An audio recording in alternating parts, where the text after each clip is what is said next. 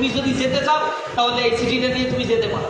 এরকম একটা আমন্ত্রণ পত্র পেয়ে হামফ্রে ডেভি আসবে এই কথা শুনে মাইকেল ফ্যারাডের মধ্যে একটা বড় ধরনের পরিবর্তন, এবং সে খুব উচ্ছ্বসিত হয়। সে একটা খাতা কলম নিয়ে, এরপর জীর্ণ শীর্ণ একটা শরীর নিয়ে, এরপরে ভালো একটা ড্রেসও তো তার নাই, ওই অবস্থায় সে সেমিনারে গিয়ে অ্যাটেন্ড করল।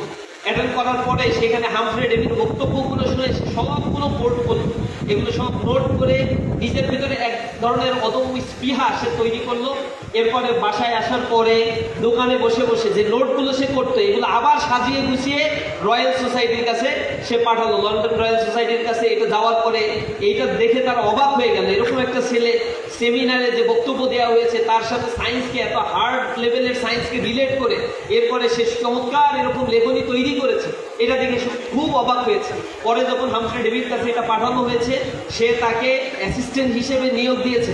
পরবর্তীতে এই মাইকেল ফ্যারাডে, আপনারা জানেন যে তড়িৎ রসায়ন এবং তড়িৎ চৌম্বকত্বের ক্ষেত্রে, আবিষ্কারের ক্ষেত্রে অনবদ্য অবদান এই মাইকেল ফ্যারাডে দেখিয়েছে।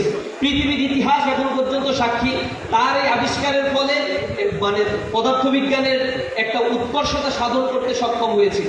তো বিভিন্ন জায়গায় আপনারা যখন যান, জ্ঞান সার্চ করার জন্য চেষ্টা করবেন, কারণ বলা হয়ে থাকে আল ইলমু লা ইউতি বাল ইউতা, জ্ঞান কখনো আসে না, জ্ঞানকে ধরে নিয়ে আসতে হয়। জ্ঞানটা এমন না যে মানে গোবরে যেমন পদ্ম ফুল ফোটে না, জ্ঞান কেন মানে জ্ঞান এমন অপাত্রের কোনো বিষয় না যে যত্রতত্র জ্ঞান যাবে। জ্ঞান খুবই মূল্যবান একটা বিষয়।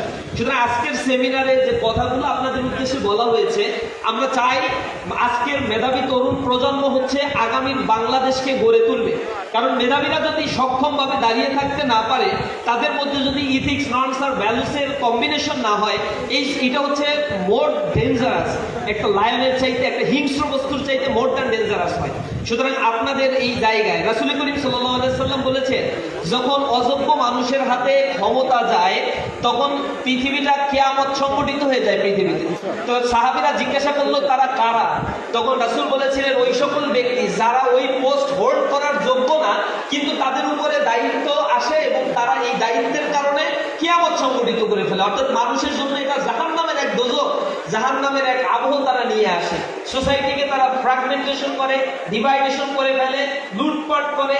এই সব কাজগুলো তারা করেছে বাংলাদেশে বিগত 54 বছরে।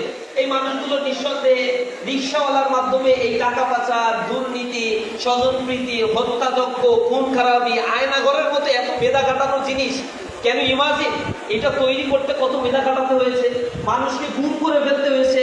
এরপর হদিস মেনে নি এত সিসিটিভি ক্যামেরার মধ্যে থেকেও কিভাবে এই মেকানিজমটা করছে। It's so much meritorious work. এই মেরিটোরিয়াস ওয়ার্কটা করতে গিয়ে ডিজিএফআই, তারপরে হচ্ছে গোয়েন্দা বাহিনীর অনেক চৌকস ব্যক্তিদেরকে এখানে এঙ্গেজ করতে হয়েছে ফ্যাসিবাদী হাসিনা।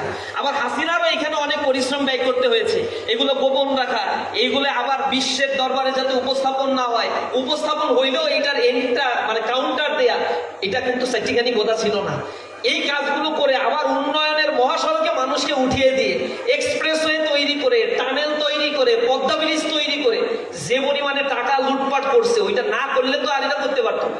এজন্য বিদেশে ভ্রমণ করছে, কনসেপ্ট গেইন করছে, তারপরে কিন্তু তাকে এই দুর্নীতির রাস্তাগুলো আবিষ্কার করতে হয়েছে।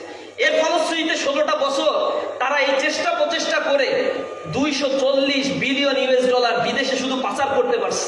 সুবহানাল্লাহ। এগুলো কিন্তু অনেক মেধার একটা ব্যাপার। এবং এই মেধার সাথে যারা জড়িত ছিল, সচিবালয়ের সিনিয়র সচিবরা, জয়েন্ট সেক্রেটারিরা জড়িত ছিল, আর্মি পার্সনদের অনেকে জড়িত ছিল, এখানে জড়িত ছিল পুলিশের, প্রশাসনের। আপনারা দেখবেন বিসিএস ক্যাডার হওয়া চারটিখানি কথা নাকি, এখানে বিসিএস প্রশাসন ক্যাডার হয়েছে, ডিসিরা জড়িত, এসপিরা জড়িত, ম্যাজিস্ট্রেটরা জড়িত, ইভেন প্রধান বিচারপতি থেকে শুরু করে নিচের দিকে অ্যাপিলেট ডিভিশন, হাইকোর্ট ডিভিশনের বিচারপতিরা পর্যন্ত জুডিশিয়াল কুয়ের সাথে জড়িত ছিল। একে মনস্টার বানিয়েছে। এখানে শাহবাগের যে সিস্টেমগুলো সেখানে ডেভেলপ করা হয়েছে, এটা কত সূক্ষ্ম একটা মেকানিজম। প্রথমে একটা রায় দিয়েছে, সেই রায়ে ফাঁসি দেয় নাই, না ফাঁসি দিয়ে শাহবাগ কায়েম করে এরপরে মানুষকে বোকা বানিয়ে সেইখানে তারা খিচুড়ি পাকিয়ে এরপরে যারা জড়ো হয়েছে তাদের শেল্টার সেন্টার তৈরি করে চারিদিকে রাস্তাঘাট বন্ধ করে দিয়ে একটা মব ক্রিয়েট করে এরপরে মিডিয়া ট্রায়াল করে এরপরে তারা আইন বদলিয়ে সেই আইনের অধীনে একাধিক নিরপরাধ মানুষকে ফাঁসি দিয়ে মানুষের কণ্ঠরোধ করেছে। যাদের বিরুদ্ধে মানে তাদের বিরুদ্ধে যে এলিগেশন আনছে, অপরাধের কথাগুলো বলছে, তাদের গুম করছে, দেশের লাশের কোনো হদিস নাই। কত মেকানিজম করতে হয়েছে, ক্যান ইউ ইমাজিন? বাংলাদেশের প্রতিষ্ঠানগুলোকে ধ্বংস করতে হয়েছে। একটা গ্রুপের কাছে 12টা ব্যাংক জমা করে রাখছে এবং বিলিয়ন বিলিয়ন ডলার সেই ব্যাংক থেকে লুটপাট করছে। ডাকাত হওয়ার জন্য এখন আর অস্ত্র দরকার হয় না, ডাকাত হওয়ার জন্য এখন মেধা দরকার হয়। কারণ মেধাবী যারা, তারা একটা ব্যাংক তৈরি করে ফেলে শুরুতে। ব্যাংক তৈরি করার পরে মানুষকে বলে অ্যাডভার্টাইজ, চোখ ধাঁধানো অ্যাডভার্টাইজ করে। এরপর বড় বড় সেলিব্রিটিদেরকে সেখানে ধার করে নিয়ে আসে, 1-2 কোটি টাকা ধরায় দিয়ে অ্যাম্বাসেডর বানায় ফেলে, ব্র্যান্ড অ্যাম্বাসেডর। এরপরে আপনারা ট্রাস্টেড হয়ে তাদের উপরে ব্যাংকে টাকা জমা রাখবেন। এরপরে সে টাকার মালিক তার স্ত্রীর নামে, তার ছেলের নামে, মেয়ের নামে, শাশির নামে, শালীর নামে, নিজের নামে কোনো সম্পদ নাই। বলবে আমার তো থাকারই জায়গা নেই, আমার ছেলেকে বিদেশে ভর্তি করতে পারি নাই টাকার অভাবে। এরকম নাকানি মানে নাকের কান্না চোখের পানি একসাথে করে ফেলছে সংসদে দাঁড়ায়, বলছে আমার ছেলে ভর্তি হইতে পারে নাই। অথচ ব্যাংকগুলো লুটপাট করে দেদারসে খালি করে ফেলছে, জনগণের টাকা দিতে পারছে না। ইসলামী ব্যাংকগুলো লুটপাট করে আজকে মানুষের আমানতগুলো নষ্ট করা হয়েছে। এগুলো 1-2 টাকার কোনো হিসাব করে না, এগুলো করে 1000 কোটি টাকায় হিসাব, যে 1000 কোটি টাকা, 2000 কোটি টাকা, 5000 কোটি টাকা। এইভাবে করে করে ব্যাংকগুলো লুটপাট করে দেশের অর্থনীতিকে ধ্বংস করে দিতে কত মেকানিজম করতে হয়েছে। এরপরে দেশের ভেতরে এগুলো ইনভেস্ট না করে এগুলো পাচার করে বিদেশে পাচার করতে হয়েছে। এগুলো সবই মেধাবীদের কারুকার্য, এবং এই মেধাবীদের কারুকার্য এগুলো করতে গিয়ে তারা হচ্ছে আইবিএ থেকে পড়ছে, ঢাকা ইউনিভার্সিটির বুয়েটের গ্রাজুয়েট। তারা এই যে স্বরাষ্ট্রমন্ত্রী, পররাষ্ট্রমন্ত্রী যারা ছিল, এগুলো সব ঢাকা ইউনিভার্সিটি, বিদেশি ডিগ্রি, কেউ অক্সফোর্ড, কেউ ক্যামব্রিজ, কেউ এমআইটি, কেউ হার্ভার্ড, কেউ ক্যালিফোর্নিয়া। শেখ হাসিনার উপদেষ্টা যারা ছিল, জ্বালানি উপদেষ্টা, এরপরে তার আইন উপদেষ্টা, তারপরে তার যে অ্যাডভাইজারিয়াল প্যানেল ছিল, এই প্যানেলের একাডেমিক এক্সিলেন্সি যদি আপনি ঘাটাঘাটি করেন, দেখবেন সবাই ঢাকা ইউনিভার্সিটিতে পড়ে, এরপরে স্টেট ক্যালিফোর্নিয়া ইউনিভার্সিটি, এমআইটিতে পড়ছে বা অক্সফোর্ড হার্ভার্ডে পড়ে আসছে। আলহামদুলিল্লাহ, পরে আসাকে শেখ হাসিনাকে শিখাইছে কেমনে ইলেকশন মেকানিজম করতে হয়, কেমনে মানুষ ভোট দেবে না কিন্তু ইলেকশন হয়ে যাবে, ইলেকশনের সিস্টেম ডাইনামিজম কিভাবে পাল্টাতে হয়। প্রথমত একটা ইলেকশন করলো, ইলেকশন ইঞ্জিনিয়ারিং, 8 সালে ক্ষমতায় আসলো, 14 সালে কেউ গেল না। এরপরেও সে 153টা আসনে বিনা ভোটে জিতে বিদেশের রিকগনিশন নিয়ে ক্ষমতায় টিকে থাকলো। তারপরে সবাইকে বলছে একবার একটু আমার অধীনে ইলেকশনে আসেন, দেখেন আমি কি করি। এরপরে আসার পরে সব গণগ্রেপ্তার করে ইলেকশন একটা করে ক্ষমতায় গেল। আর লাস্ট বার যখন দেখে আর বিশ্বাস করে না কেউ আমার অধীনে আসতেছে না, কিন্তু ক্ষমতায় যেতে হবে, তখন আরেকটা মেকানিজম ডেভেলপ করলে। এটা কি শেখ হাসিনার ব্রেন? বাংলায় পড়া মানুষের ব্রেন এরকম হইতে পারে? কোনোদিন না। ওরে বুদ্ধি দিছে, আর একজন বুদ্ধি দিছে, এবং সেই বুদ্ধিটা দিছে লাস্টে আমি আর ডামি। মানে হচ্ছে ইলেকশনে তো কেউ আসবে না, কিন্তু ডেমোক্রেসি তো দেখাইতে হবে। তাহলে ডেমোক্রেসি কিরকম? তোমার লোককেই তুমি আবার দাঁড় করাই দাও, বহিষ্কার করো তোমার দল থেকে, এ আমার দলের লোক না, আমার দলের লোক এ, আর স্বতন্ত্র আরো 5 জন তোমরা দাঁড়ায় যাও, এদের মধ্যে যে জিতবা সে হচ্ছে সংসদে এসে আমার দলেই আবার যোগদান করবা। মাশাআল্লাহ, কি ব্রেন! আমি দামির ইলেকশন, নৈশরাতের ভোটের ইলেকশন, এগুলা যা করছে, এগুলো কোনো রিক্সাওয়ালা, কুলি মজুর, দিন মজুর, খেটে খাওয়া মানুষের ব্রেন নিয়ে এই কাজগুলো করে নাই। এইগুলো করতে অনেক মেধা প্রয়োজন হয়েছে। সুতরাং মেধাবীরা হচ্ছে এই দেশ পরিচালনার জন্য, একটা জাতিকে পুনর্গঠন করার জন্য সবচেয়ে বড় হাতিয়ার হিসেবে কাজ করে। আর সেই মেধাবীরা আমার সামনে দাঁড়িয়ে আছে, যেই মেধাবীরা আগামীর বাংলাদেশ বিনির্মাণ করতে পারে। কিন্তু সেই মেধাবীদেরকে যদি সঠিকভাবে ইউটিলাইজেশন করা না যায়, তাদের ভিতরে যদি মমত্ব বোধ জাগ্রত করা না যায়, তাদের ভিতরে যদি এই দেশের প্রতি মানে রেসপন্সিবিলিটি গড়ে তোলা না যায়, তাহলে এই মেধাবীদের দ্বারা ধ্বংসযোগ্য পরিচালনা হওয়া ছাড়া আর ভালো কিছু আসা সম্ভব নয়। আজকে তোমরা যারা এখানে বসে আছো, আজ থেকে 10 বছর পরে নিজেদেরকে তোমরা খুঁজে পাবা এই বাংলাদেশের আনাচে কানাচে। তোমরা দেখতে পারবা কোথায় কিভাবে তোমরা নিজেদেরকে যেভাবে স্বপ্ন দেখতা, আজকে সেই স্বপ্নের ভিতরে কতটা ডিসপারশন। আজকে এখানে যারা বসে আছো, 10 বছর পরে তোমরা নিজেদেরকে আবিষ্কার করতে পারবা নতুন ভাবে।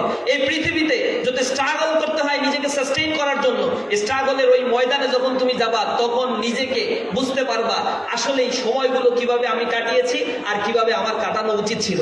কোন পর্যায়ে গেলে মৃত্যুর আগ পর্যন্ত তোমার আফসোস হবে না, সেই দর্শন বোধটাকে তোমার জানাটা খুবই জরুরি। প্রিয় বন্ধুরা, আজকে যারা তোমরা এখানে উপস্থিত হয়েছো, তোমাদের সাথে 1,39,000 স্টুডেন্ট কিন্তু এ প্লাস পেয়েছে। তোমরা মনে রেখো, তোমাদের সাথে 1,39,000ই শুধু পরীক্ষায় অংশগ্রহণ করে নাই, তোমাদের সাথে 19,28,000 স্টুডেন্ট পরীক্ষায় অংশগ্রহণ করেছিল।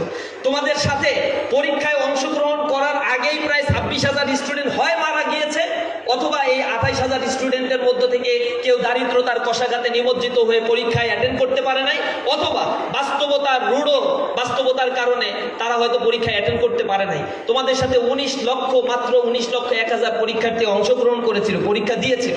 26,000 পরীক্ষা দেওয়ার আগে 2 বছরের ব্যবধানে হারিয়ে গিয়েছে, মারা গিয়েছে, অথবা অন্য কোনো কারণে পরীক্ষা দিতে পারে নাই। অথচ আজ থেকে 10 বছর আগের পুরাতন হিসাব যদি তোমরা করো তাহলে দেখবা ক্লাস 1-এ যখন তোমরা ভর্তি হয়েছিলা তখন তোমাদের সাথে 26 লক্ষ স্টুডেন্ট পরীক্ষায় তোমাদের সাথে ফার্স্ট ইয়ার মানে ক্লাস 1-এ ভর্তি হয়েছিল। এই 26 লক্ষ স্টুডেন্টের মধ্যে 10 বছরের ব্যবধানে 6 থেকে 7 লক্ষ স্টুডেন্ট হারিয়ে গিয়েছে। কোথায় গিয়েছে তার কোনো হদিস নাই। কেউ হয়তো দিনমজুর, কেউ হয়তো কোনো একটা লেদের দোকানে কাজ করছে, কেউ হয়তো অন্য কোনোভাবেই তার জীবনকে লিড করার জন্য জীবন সংগ্রামে উপনীত হয়েছে। বেসিক এডুকেশন তার পাওয়ার যে রাইটস ছিল সেই রাইটস থেকে তারা বঞ্চিত হয়েছে। আমাদের দেশে এই যে শিক্ষার ডিসপারশন এবং বৈষম্যের কারণে অনেক ছাত্ররাই এই এডুকেশন থেকে ছিটকে পড়ে, অথবা তারা যখন ছিটকে পড়ে যায় তাদের কাউন্সিলিং এর ব্যবস্থা না থাকার কারণে তাদের রিগেইন করাটা অনেক কঠিন হয়ে পড়ে। Can you imagine? এখানে মাদ্রাসার ছাত্র অনেকেই আসো, কিভাবে বৈষম্য করা হয় তোমরা জানো? একটা মাদ্রাসার ছাত্র মাদ্রাসায় পড়াকালীন সময়ে 1 বছরে মাত্র 10,000 টাকা করে সরকার তার পেছনে খরচ করে। একটা স্কুলের ছাত্র 1 বছরে লেখাপড়া করার পরে তার পেছনে সরকার 25,000 টাকা করে এভারেজে খরচ করে। আর একটা ক্যাডেট কলেজে পড়া ছাত্রের পিছনে গভর্নমেন্ট এভারেজে 1,35,000 টাকা করে খরচ করে। এইভাবে হচ্ছে একটা জাতির মধ্যে এরকম বিভাজন তৈরি করে ফেলছে। 80,000 কওমি মাদ্রাসায় পড়ুয়া 80 লাখ কওমি মাদ্রাসায় পড়ুয়া ছাত্রের জন্য সরকার বিন্দু মাত্র কোনো খরচ তাদের হিসেবের খাতায় রাখে না। একটা দেশের জনগোষ্ঠী যারা ট্যাক্স দেয়, দেশের নাগরিক, দেশে জন্মগ্রহণ করেছে, সংবিধান অনুযায়ী সমান অধিকার পাওয়ার মানে তার অধিকার রয়েছে, কিন্তু তাকে সেটা থেকে বঞ্চিত করে এরকম ডিসপারশন এবং বৈষম্য তৈরি করে রাখা হয়েছে শিক্ষাক্ষেত্রে। কিভাবে একটা জাতি অগ্রসর হবে? এ জাতির তরুণ সমাজকে তো ইউটিলাইজ করা হচ্ছে না। এরপরেও যতটুকু করা হচ্ছে তাদের মেধাকে পরবর্তীতে কর্মমুখী হিসেবে তৈরি করার জন্য যে আইন প্রণয়ন করার কথা তাতেও পর্যাপ্ত ঘাটতি রয়েছে। আমি তোমাদেরকে বলছি, তোমাদের এই যাত্রাপথে যারা ছিটকে পড়ে গিয়েছে, দে আর দ্য ফেইলর, তাদের কথা কেউ স্মরণ করবে না। কিন্তু তোমাদের 1,39,034 জনের কথা মানুষ স্মরণ করছে, because you are success in your first stage of your life. সুতরাং তোমাকে কেন স্মরণ করা হচ্ছে? তোমার মনে রাখতে হবে তুমি অন্যদের তুলনায় আলাদা হয়েছ। 19 লক্ষের তুলনায় এই 1,39,000 আলাদা হয়েছে তাই। কিন্তু এটা কি আসলেই তুমি ধরে রাখতে পারবা? আসলে স্ট্যাটিস্টিক্স কি বলে তোমরা মনে রাখবা, আজ থেকে 2 বছর পরে যখন তোমরা ইন্টারমিডিয়েট পরীক্ষা দিবা, বিগত 18-20 বছরের স্ট্যাটিস্টিক্স অ্যানালাইসিস এটাই বলে তোমাদের মধ্যে অন্তত 50% A+ পাবে না। এখানে যদি 800 বসা থাকো 400 A+ পাওয়া হবে না তোমাদের। This is the rush reality. Because তোমরা পরিশ্রম করতে পারো না, কারণ তোমরা একটু পরে গিয়ে ভুলে যাবা, বলবা first year is rest year, second year don't care. এরপরে পরীক্ষার খাতায় বসলে চোখের পানি নাকের পানি একসাথে হয়ে কোনো মতে একটা রেজাল্ট নিয়ে বের হওয়া, পরের দিনে তোমার জন্য আরো কঠিন অবস্থা অপেক্ষা করছে। কত বছর ইন্টারমিডিয়েটে 92,000 A+ পেয়েছিল। 2 বছর আগে তারা যখন এসএসসি পরীক্ষা দিয়েছিল তাদের মধ্যে 1,60,000 65,000 A+ পেয়েছিল এসএসসিতে। তো 1,65,000 এর মধ্যে 2 বছরের ব্যবধানে এখান থেকে 70,000 নাই, খুঁজেই পাওয়া যাচ্ছে না, A+ই পায় নাই তারা। আবার এরকম না যে এসএসসিতে যারা A+ পেয়েছে তাদের ম্যাক্সিমামই এইচএসসিতেই A+ পেয়ে গেছে, না। এখান থেকে এসএসসিতে যারা A গ্রেড পায় তাদের আবার 20% এইচএসসিতে গিয়ে A+ পেয়ে যায়, কারণ তারা স্ট্রাগল করে। তারা এই যে ফেইলার হয়েছে, এ কারণে পরিবার, সমাজ সব জায়গা থেকে যখন সে বঞ্চিত হওয়া শুরু করেছে তখন তিনি নিজের মধ্যে একটা অভিলাষ তৈরি করেছে যে সামনের স্টেজে আমাকে ভালো করতে হবে। এবং অবভিয়াসলি তোমাদের নিয়ে যে কংগ্রাচুলেশন সিরিমনি করা হচ্ছে আর কৃতি ছাত্রদের নিয়ে ইসলামী ছাত্র শিবির করবে গাইডলাইন প্রোগ্রাম। কিভাবে A+ পেতে হয়, A+ পাওয়া কি এতই কঠিন? এই প্রোগ্রামগুলো করবে ইসলামী ছাত্র শিবির লক্ষ লক্ষ ছাত্রদেরকে নিয়ে। আর সেখানে আমরা ইন্সপাইরেশন জাগ্রত করবো যে কম্পিট করার জন্য প্রস্তুত হও, 2 বছরে নিজেকে প্রমাণ করার জন্য প্রস্তুত হও। তো এই ইন্সপাইরেশনের কারণে এখানে কয়েক লক্ষ ছাত্র আবার A+ ঢুকে যাবে। আর তোমাদের মধ্য থেকে অনেকে ওভার কনফিডেন্স, এক্সট্রা কনফিডেন্সের কারণে A+ থেকে বঞ্চিত হয়ে ছিটকে পড়ে যাবে। আচ্ছা ধরো ইন্টারমিডিয়েটে তোমরা গিয়ে 1 লক্ষ A+ পাইলা, তোমরা সো মাচ মেরিটোরিয়াস, তো তোমার কনসিকুয়েন্সি ঠিক থাকলো। কিন্তু এই দেশের সিস্টেম, শিক্ষা ব্যবস্থা কি তোমাকে হায়ার এডুকেশনের ক্ষেত্রে আসলে অ্যাপ্রুভাল দিবে? এদেশের মেডিকেল ইঞ্জিনিয়ারিং, মেডিকেলে যারা পড়াশোনা করতে চাও, তোমাদের সাথে 1,40,000-এর মতো স্টুডেন্ট হয়তো পরীক্ষায় অংশগ্রহণ করবে। Can you imagine? 1,40,000 স্টুডেন্টের মধ্য থেকে সরকারি মেডিকেলগুলোতে মাত্র 4300 বা 4500 সিট আছে। বেসরকারি মেডিকেলে যারা পড়তে চাও, যার বাবার কোটি কোটি টাকা আছে, ওখানে পড়তেই 30-40 লাখ টাকার প্রয়োজন হবে। সুতরাং সরকারি মেডিকেলের জন্য মাত্র 4300 ছাত্র অ্যাপয়েন্টেড হবে। বাকিদের স্বপ্ন ভেঙে চুরমা। ছোটবেলা থেকে স্বপ্ন দেখছো, দিন রাত একাকার করে স্বপ্ন দেখছো, কিন্তু বাস্তবায়ন হবে না। এরপরে তুমি পড়তে চাও বুয়েটে, তুমি পড়তে চাও কুয়েটে, তুমি পড়তে চাও চুয়েটে, তুমি পড়তে চাও রুয়েটে, সব মিলে 4000 বা 4200 সিট আছে। এই 4200 সিটের জন্য 80,000 ছাত্র তোমার সাথে পরীক্ষা দিবে, এবং তাদের মধ্যে first time, second time, double A+ দাঁড়ি। এরপরে তোমার বাংলাদেশের সবচেয়ে পতিতদশা স্কুল কলেজগুলো থেকে, ক্যাডেট কলেজগুলো থেকে, ক্যান পাবলিক স্কুল কলেজগুলো থেকে, জেলা স্কুল পাবলিক স্কুলগুলো থেকে তোমার সাথে ফাইটিং করবে। সুতরাং এই ফাইটিংয়ে তোমার টিকে থাকতে এবং 4000-এর মধ্যে তোমাকে থাকতে গেলে অনেক স্ট্রাগল করতে হবে। এরপরে এই দুইটাই চান্স না পাইয়া তুমি যখন পাবলিক বিশ্ববিদ্যালয়গুলোতে যাবা, সেখানে 54,000-এর মতো সিট আছে। এর মধ্যে থেকে কিছু সাবজেক্টে তো তুমি পড়তেই চাও না। তার মধ্যে একটা হচ্ছে পালিতে পড়তে চাও না, উর্দুতে পড়তে চাও না, দর্শনে পড়তে চাও না। এইসব সাবজেক্ট বাদ দেওয়ার পরে তো 45,000-ও সিটে থাকে না তোমার জন্য। তো তুমি মনে করো তোমার জন্য যে সিট বরাদ্দ আছে সব যোগ করে, মেডিকেল ইঞ্জিনিয়ারিং সব যোগ করে হয়ে গেল 62,000, কিন্তু তোমরা এসএসসিতে A+ পাইলা 1,39,000। তোমাদের মধ্য থেকে অন্তত 80-90,000 ছাত্রের স্বপ্ন বাস্তবায়ন হওয়া সম্ভব না বাংলাদেশের প্রচলিত এই সিস্টেমের কারণে। আবার অনেক বিশ্ববিদ্যালয় এখন মনে করছে সাবজেক্ট কমিয়ে দেওয়া উচিত মান বৃদ্ধি করার জন্য। ঢাকা ইউনিভার্সিটি যেমন 1000 সিট কমিয়ে দিয়েছে, অন্যান্য ইউনিভার্সিটিও আবার চিন্তা করতেছে একটু সাবজেক্ট কমায় দেয়। তাহলে তোমাদের সামনে ফাইটিংটা কি পর্যায়ের এবং এখন থেকে তোমাকে কিভাবে গড়ে তুলতে হবে, এই সিচুয়েশনে, এই সময়টাকে আমরা বলছি this is the transitional period of your life. So make ensure that you must have to compete in your life in future for the better future of your life. তুমি এই যে ভালো একটা পজিশনে যাওয়ার জন্য, ভালো একটা ইউনিভার্সিটিতে অ্যাডমিশন নেওয়ার জন্য যদি তুমি তোমাকে যোগ্য করে গড়ে তুলতে চাও, তাহলে এই 2 বছরের একাডেমিক এক্সিলেন্সি তোমাকে দেখাতে হবে, সময়কে কাজে লাগাতে হবে, অধ্যবসায়ী হতে হবে, প্যাশনেট হতে হবে। যদি তুমি সেটা পারো, দেন এই সোসাইটি তোমাকে অ্যাকসেপ্ট করবে একটা টাইম। মেডিকেল বিশ্ববিদ্যালয় ইঞ্জিনিয়ারিং চান্স না পাওয়ার পরে তোমাকে আসলে কেউ জিজ্ঞাসাও করবে না এসএসসির রেজাল্ট কি। যেমনি ভাবে A+ পেয়ে এখানে বসে আসো, তোমাদের মধ্যে যদি কেউ 7-8-এ ফেলও করে থাকো, কেউ জিজ্ঞাসা করবে না তুমি ফেল করছিলা কিনা। এই রেজাল্ট কেউ জিজ্ঞাসা করার দরকার নাই। আমি আমার জীবনে ক্লাস 8-এ ফার্স্ট টার্ম পরীক্ষায় গণিতে 00 পাইছি। আমি না বললে পৃথিবীর কেউ এটা জানার কথা না, কারণ আমাকে জিজ্ঞাসা করলে আমি এসএসসি A+, HSC A+, ইউনিভার্সিটির ফার্স্ট ক্লাস সব, এগুলো তো আমাকে অ্যাজিউমও করার কোনো সুযোগ নাই যে আমি কোনোদিন ফেল করছিলাম। কিন্তু failure is the pillar of success, এটা তখন বুঝতে পারছি ফেল না করলে ভালো কিছু করা সম্ভব। তো জীবনে যারা এই স্টেজে আসছো, আবার এই এক্সপেরিমেন্ট ইন্টারমিডিয়েটে যে করতে যেও না, যে ইন্টারমিডিয়েটে যে failure is the pillar of success, ওই পিলার অফ সাকসেসের এক্সপেরিমেন্ট করার জায়গা আসলে ইন্টারমিডিয়েট সেকশন না। এজন্য কলেজগুলোতে যখন তোমরা ভর্তি হবা, দয়া করে তোমাদের কাছে অনুরোধ জানাই, আমি তোমাদেরকে ডেটা অ্যানালাইসিস করে যতটুকু বললাম, এইটা অ্যাভেইলেবল আছে ChatGPT, একটু ঘাটাঘাটি করো, আর্টিফিশিয়াল ইন্টেলিজেন্স তোমাকে সব দিয়ে দিবে। বিগত 15 বছরে কি রেজাল্টের সমীক্ষা কিভাবে হচ্ছে, ইউনিভার্সিটিতে কেমন চান্স পাচ্ছে, কত সিট আছে, এগুলো আমার কথার উপরে ডিপেন্ড না করে তুমি গুগল করো, তাহলে বুঝতে পারবা কত কম্পিটিশন তোমার জন্য অপেক্ষা করছে। তোমরা কি সেই ফাইটিং এর জন্য প্রস্তুত আছো? আমরা দেখতে চাই 2 বছর পরে তোমরা নিজেদেরকে কিভাবে যোগ্য করে গড়ে তোলো। এ কারণে জীবনের পরতে সময়গুলোকে কাজে লাগাবা। অনেক বন্ধু কলেজ লেভেলে গিয়ে পাবা যারা তোমাদেরকে মাদকের দিকে ডাকবে, যারা তোমাদেরকে বলবে 21 ফেব্রুয়ারি, মার্চ মানে কি December, this is the one day of your life. জীবনে একবারই আসে এই দিনটা, 1 বছর। এরপরে বলবে 21 ফেব্রুয়ারি, এটা তো জীবনে একবারই আসে। 26 মার্চ, এটা জীবনে একবারই আসে। 2 জীবনে একবারই আসে। 1 বৈশাখ জীবনে একবারই আসে। সব কিছু জীবনে একবার আসতে আসতে 1 বছরের মধ্য থেকে 90 দিন হারাই যাবে, খুঁজে পাবা না। এরপরে তুমি চিন্তা করবা যে পড়ার তো কিছুই কমপ্লিট হইলো না, রাস্তায় নেমে আন্দোলন কর, পরীক্ষা পিছা, এবার ফেল করলে আবার আন্দোলন কর, এরপরে রেজাল্টটা পাস করা। এইভাবে করে জীবন চলে না, এভাবে করে পৃথিবী আগায় না, এভাবে করে নেতৃত্ব দেওয়া সম্ভব হয় না। জ্ঞান, intellectuality, it's solely depends on your on your work force, তোমার কর্মদক্ষতার উপরে নির্ভর করে তুমি আসলে ভবিষ্যতে কি করতে যাচ্ছ। প্রিয় বন্ধুরা, আমি তোমাদের কাছে অনুরোধ জানাই, আজকে এ প্লাস পেয়ে যারা এখানে বসে আছো, তোমাদের চোখের দিকে তাকিয়ে আমরা নতুন বাংলাদেশের স্বপ্ন দেখি, যে বাংলাদেশ এই পৃথিবীকে পাল্টে দেওয়ার জন্য বুক উঁচু করে পৃথিবীর মানচিত্রে তারা উঁচু হয়ে দাঁড়াবে। আমার পার্শ্ববর্তী দেশগুলো যেভাবে ডেভেলপমেন্ট ওয়ার্কগুলো করেছে, আমার বাংলাদেশ সেভাবে আগাতে পারে নাই বিকজ অফ করাপশন। আর এই করাপশনগুলো করেছে আমার দেশের সব মেধাবীরা। মেধাবীদের মধ্যে লয়্যালটি জাগ্রত করতে হবে এবং নিজেদের মধ্যে ইন্টিগ্রিটি, সিনসিয়ারিটি যদি জাগ্রত করা যায়, একটা সোসাইটিকে পরিবর্তন করা সম্ভব। তুমি দেখেছো আমার পার্শ্ববর্তী চায়না, মালয়েশিয়া, শ্রীলঙ্কা, মালদ্বীপ, এই দেশগুলো কিভাবে উন্নয়ন করেছে।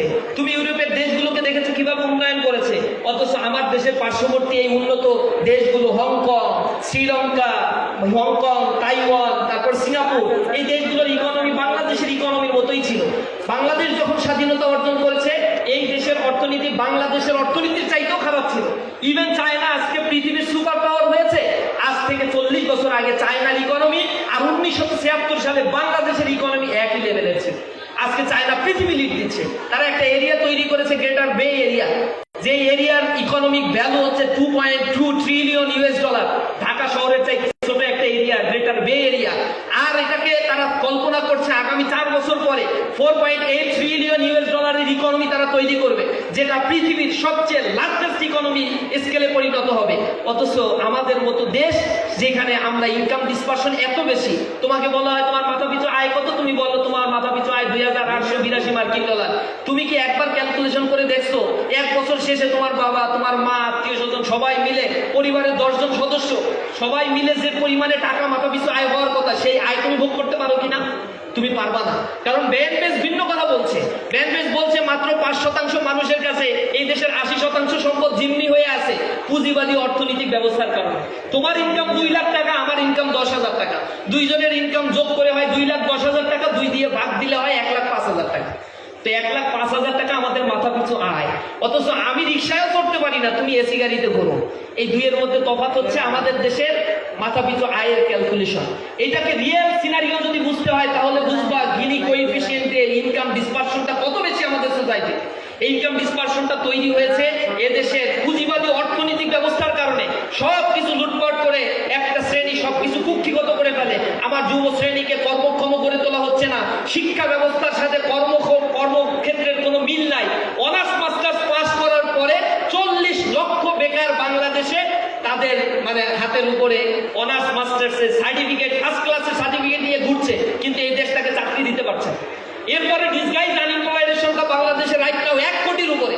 তুমি চিন্তা করতে পারো, একটা দেশের একটা রিভলিউশন সংগঠিত হয় শুধুমাত্র কোটা ব্যবস্থার কারণে, যে চাকরিতে অধিকার নিশ্চিত হয় নাই।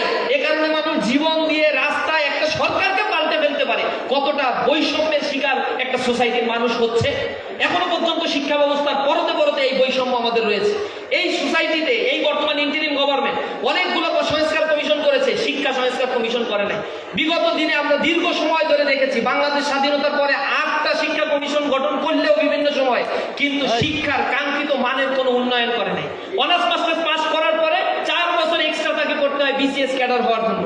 তো বিসিএস ক্যাডার হওয়ার জন্য যদি 4 বছর আবার করতেই হয়, তাহলে সবাইকে অনার্স ভর্তির জন্য বিসিএস করাই তো দরকার ছিল। অন্য জিনিস আমাদের কেন বা পড়াও তুমি? আমার সাবজেক্টের সাথে আমার চাকরির কোনো মিল থাকছে না। এগুলো তোমাদের জন্য সামনে অনেক বড় প্রতিবন্ধকতা সৃষ্টি করবে। কলেজে যারা পড়াশোনা করে, এই মানুষগুলো সবচেয়ে বড় অসহায়। এই কলেজে হয় না ঠিক মতো ক্লাস, না হয় তদারকি, না গবেষণা ক্ষেত্রে বরাদ্দ আছে, না বিদেশে হায়ার স্টাডির জন্য তাদের সুযোগগুলো দেওয়া হয়। তোমরা যারা কলেজে পড়তে আগ্রহী আছো অথবা পড়তে হবে, তাদের জন্য এই প্রতিকূলতা তোমরা মোকাবেলা করবা। আমরা আশা করি তোমরা এই জায়গায় তোমরা নিজেকে তৈরি করার জন্য এখন থেকে প্রস্তুত হও। নিজেদেরকে ইথিক্যাল মানুষ হিসেবে গড়ে তোলো। মানুষের মধ্যে যদি নর্মস, ভ্যালুস, ইথিক্স না থাকে, অনেক টাকা পয়সার মালিক হয়েও মানুষ আসলে ভালো কিছু করতে পারে না। তোমাদেরকে আজকে যেভাবে আমরা সংবর্ধিত করছি, আগামী দিনে তোমরা জীবনে সফলতা অর্জন করলে প্রত্যেকটা জায়গায় এভাবে সংবর্ধিত হবা, দুনিয়ার এই জিন্দেগি এবং আখেরাতের জিন্দেগিতে। কারণ দুনিয়ার জিন্দেগি একটা পরীক্ষার ক্ষেত্র বলে উল্লেখ করা হয়েছে। বলা হয়েছে ইন্নাল ইমতিহানা ইউকরামুর রাজুল আও ইউহাবিন, নিঃসন্দেহে পরীক্ষা মানুষকে হয় সম্মানিত করে অথবা এই পরীক্ষা মানুষকে অপমানিত করে। পরীক্ষার ক্ষেত্রে যেমন এসএসসি পরীক্ষায় 10টা বা 15টা পরীক্ষা দিয়েছো তোমরা, সেখানে বসে 3 ঘন্টা করে না লিখে যদি গান শুনতা, এরপরে গানের পংক্তি লিখে আসতা, নিঃসন্দেহে এ প্লাস পাওয়া তোমাদের জন্য সম্ভব হতো না। দুনিয়ার জিন্দেগিতে আল্লাহ রাব্বুল আলামিন তোমাকে পাঠিয়েছে সামান্য একটা সময়ের জন্য। আল্লাহ রাব্বুল আলামিন বলছে, আমি দুনিয়াতে মানুষকে পাঠিয়েছি আল্লাযী খালাকাল মাউতা ওয়াল হায়াতা লিয়াবলুয়াকুম আইয়ুকুম আহসানু আমালা, এটাই জানার জন্য যে আমলের দিক থেকে তোমরা কে উত্তম। জীবন এবং মৃত্যু এর মাঝখানে সন্ধিক্ষণ আমি এ কারণে আবিষ্কার করেছি যেন তোমাদের কাছ থেকে আমি এটা জেনে নিতে পারি আমলের দিক থেকে তোমরা কে উত্তম। কিন্তু দুনিয়ার জিন্দেগিতে যদি তোমরা শুধু মনে করো ই ড্রিঙ্ক অ্যান্ড ম্যারি, আমি দুনিয়াতে আসছি খাই দাই ফুর্তি করি এই জন্যই, পৃথিবীতে এই জিন্দেগির পরে আর কোনো জীবন আমার নাই, এরকম চিন্তা ভাবনা যদি কারো ভিতরে থাকে, দুনিয়াতে তার ভালোভাবে সার্ভ করা সম্ভব না।